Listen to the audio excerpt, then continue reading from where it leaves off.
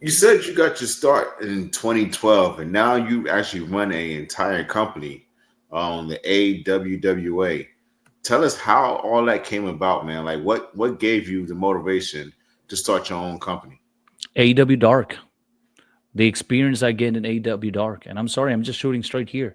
They were insulting independent professional wrestlers who gave their blood, sweat, tears in this business for years and years. They were bringing these independent professional wrestlers and squashing them. I hate to use the word squashing them, disrespecting them under 2 minutes and 3 minutes.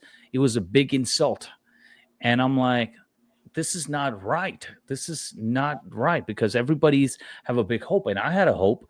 I'm sure you had a hope. You had expectation. So many wrestlers had a hope. Like, okay, this is another company that we might get a chance to get something out of it. Maybe we'll be able to get a contract. So my whole experience with AEW was the reason I wanted to start something. That I wanted to provide an opportunity. Talents, it doesn't matter from where, from Alaska or Wyoming. If they can come here, I'm going to give them a platform to show their talent, their whatever they can do in the ring. And when you get 5 minutes, you can't really show much. And that's why I started AWWA. Okay, yeah, bro. Yeah, man. So what's the biggest lesson that you learned by starting your own wrestling company? What was that again? What's the biggest lessons that you've Oh, learned since starting your promotion? when you're a promoter, it's totally different. You have to think and look everything in a different perspective. You can be a, but that's a good thing. I've taken bumps too, so I know how it is. And compromise is another thing that I had to deal with when I was. I don't want to throw the names. I booked some of the former WWE guys, former AW guys. They came in and they didn't really wanted to do what I asked them to do, and I had to compromise on things like that. So I decided not to do that again. So that's why I'm like, okay, you know what? I'm flying them here and I'm paying them this, I'm giving them a hotel, and you're stepping in the ring for 10, 15 minutes. And if you're showing the attitude, you're showing the ego to me, then you know what? Screw them, fuck them. And these experiences made me a better person and strong person, in fact. Right. Oh man, I can definitely see that. Um, and it was it difficult starting out, and then building your crowd. Talk about your first event that you threw. It was very easy because one of my friend at that time was a stunt coordinator for a movie. And I didn't had any plan to start a promotion, but he called me and he said, "Hey, we're filming this movie called El Santos, My Hero. We need a ring and we need some wrestlers. We're filming it. We're gonna pay you $1,500." I'm like, "Oh shit! Okay. Anyway, I want to start some promotion." And I was like, "Okay." I went and registered the license in the state of Georgia and rented the ring and everything. And we promoted the movie on the flyers and posters, and we drove around 340 some people for our first show. And they had the crane, big camera, and all that stuff. And I didn't really lose any money on my first show. It was an awesome crowd, and that's how it happened. And I was like, "Oh shit!"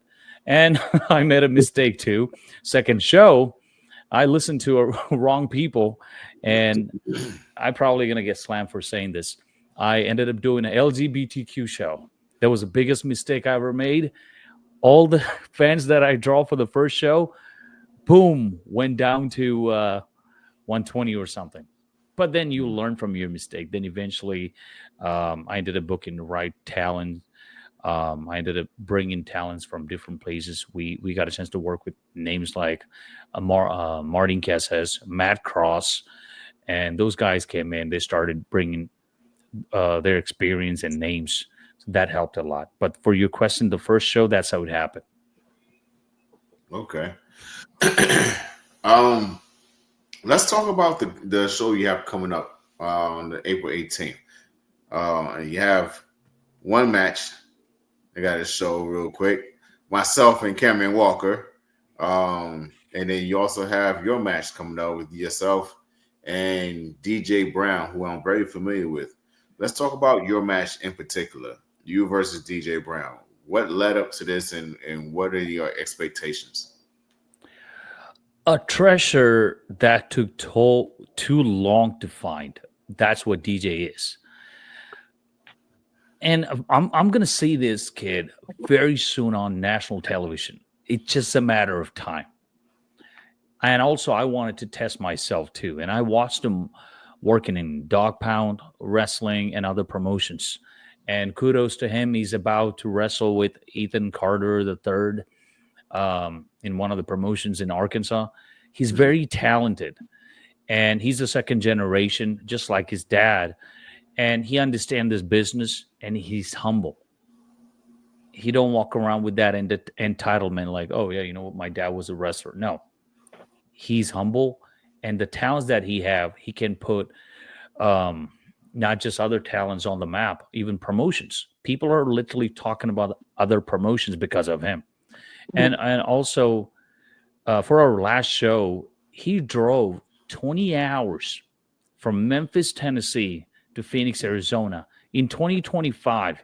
You're not going to find that in a lot of people No. because he had that heart, he had that dedication. And that's why I wanted to test myself and I wanted to wrestle against DJ.